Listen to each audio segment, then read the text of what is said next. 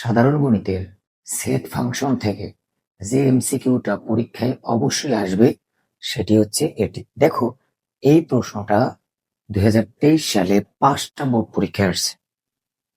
এখানে কি বলা আছে আমরা দেখি। এ একটা সেট, তার উপাদান 3টি, 2, 3, 7 হলে সেট এ এর প্রকৃত উপসেট কয়টি? কি বলেছে? প্রকৃত উপসেট কয়টি? আমরা প্রথমে দেখি এ সেটের উপসেট কয়টি। তাহলে উপসেট জানার নিয়ম হচ্ছে 2n। n হচ্ছে এইখানের উপাদান যত, n এর মান তত। 2, 1, 2, 3 এখানে বসাবো 8। আমরা জানলাম এ সেটের উপাদান সংখ্যা 8টি, কিন্তু প্রশ্নে বলা আছে এর প্রকৃত উপসেট কয়টি। প্রকৃত উপসেট কয়টি? প্রকৃত উপসেট হবে 2n-1। তাহলে 2 কিউব -1 সমান সমান 8 - 1 7। উত্তর ক।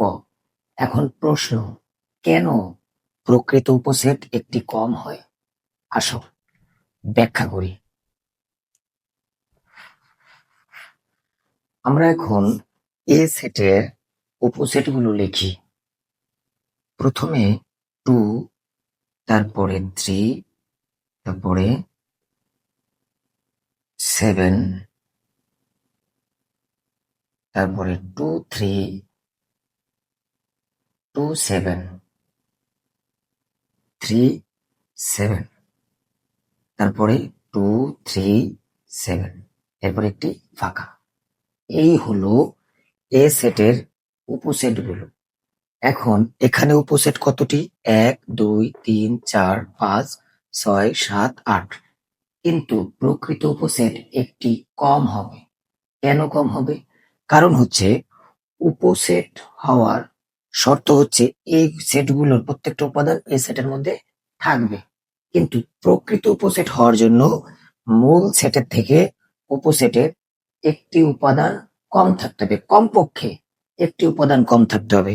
কিন্তু আমরা এই সেটটাকে দেখি, এই সেটের 3টি উপাদান 2, 3, 7 এবং মূল সেটেও 3টি উপাদান 2, 3, 7।